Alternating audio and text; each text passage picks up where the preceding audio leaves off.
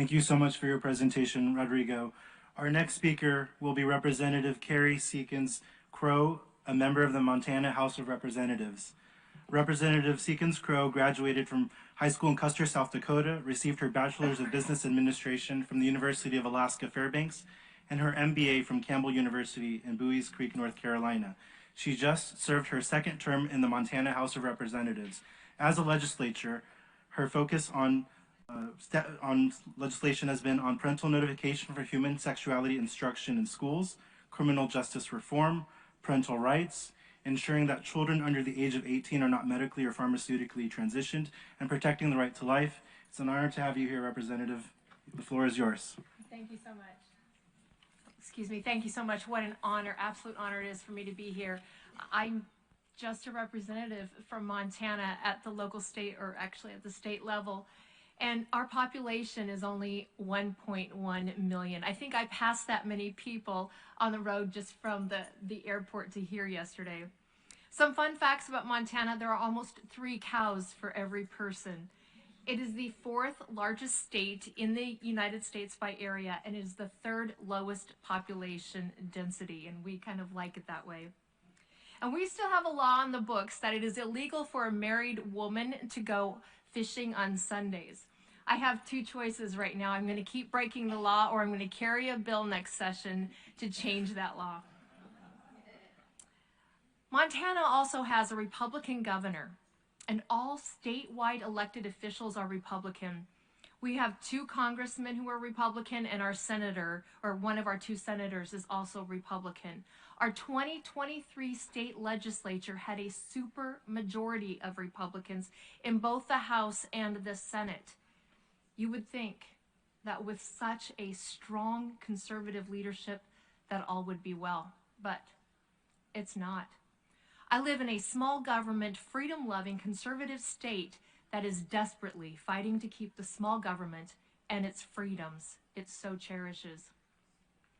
However, I was sent an anonymous letter from a teacher telling me that her administration has forbid her from telling parents that their daughter is identifying with male pronouns.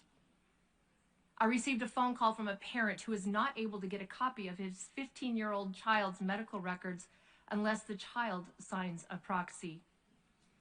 I watched my local school board vote to keep obscene books in the library while stating that parents need to be more involved in what their children are reading. However, parents are not allowed to know what books their children have checked out.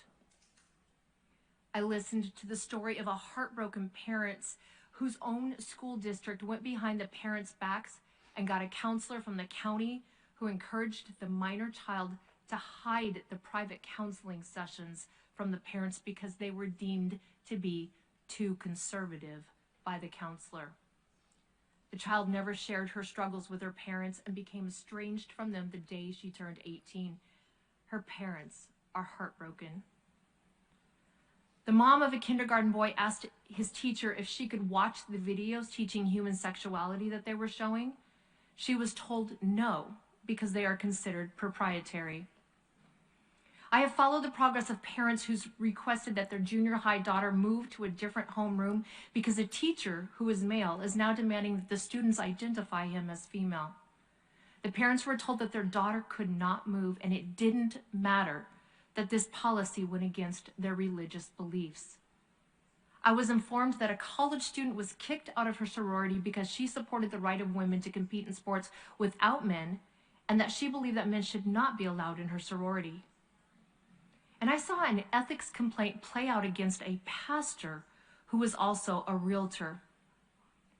The National Association of Realtors has decided in its code of ethics that it can dictate public as well as private speech.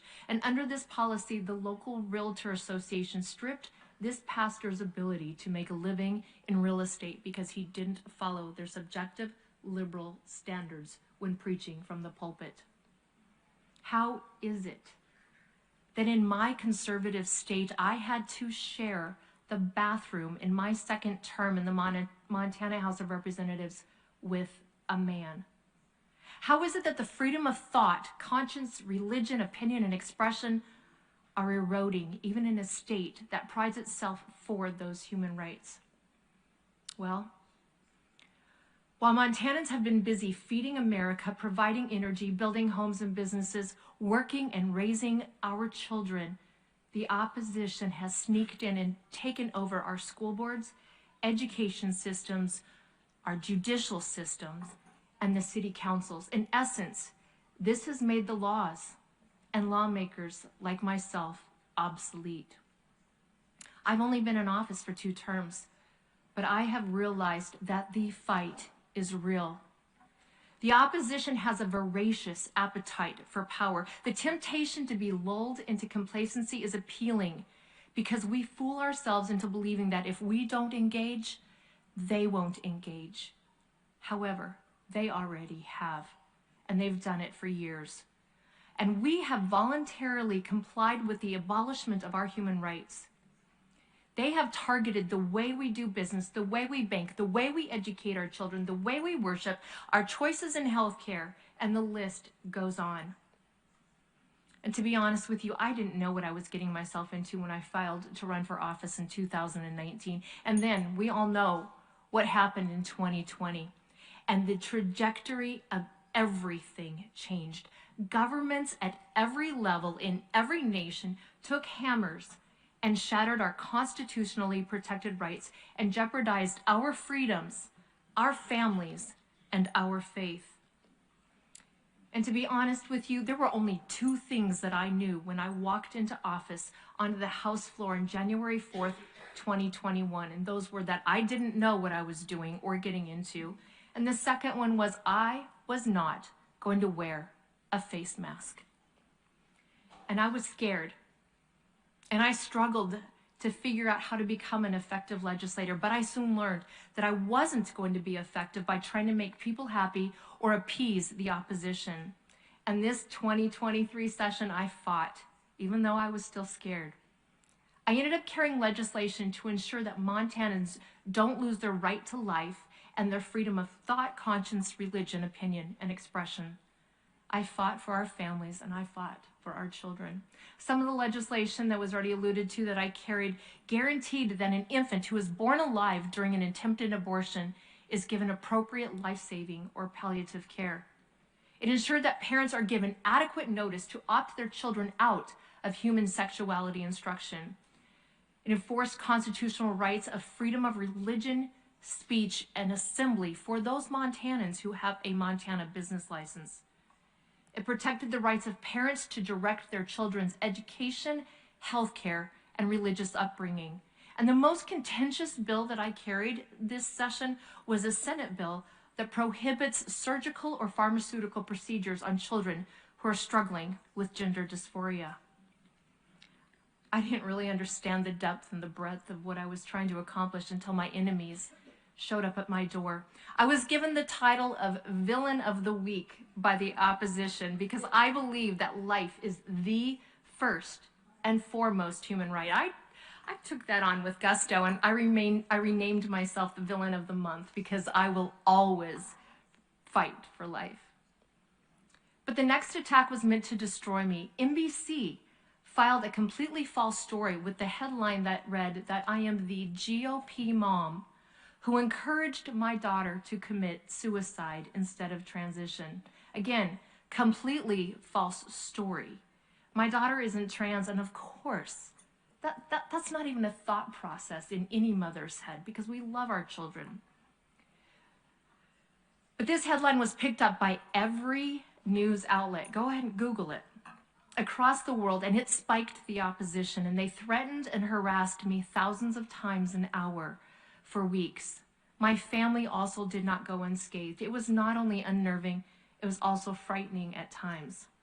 But I remembered that our rights are bestowed by our Creator, not governments. I recognize that the strategy of the opposition is to take those rights away. And I believe that we are attacked in every way but not crushed, perplexed but not driven to despair, persecuted but not forsaken, struck down but not destroyed. We are treasures in jars of clay to show that the surpassing power belongs to God. I am learning that even though I'm in the middle of battle, I can be content because in every circumstance, whether I'm at home playing with my granddaughter or in the legislature protecting her from the fiery darts of the opposition, I can do all things through him who strengthens me. So, I am running for office again. My new title that I've been given is the Original Republican Gangster. And I will continue to carry those bills that ensure our human rights endowed by our Creator. At times I have questioned why I'm here. But I am part citizen legislator and part mama bear, who is often not the smartest person at the table, but I will show up at the table every single time. And I will learn from and lock arms with those of you who have even faced more tenuous challenges than I have, because we must not give up. Thank you.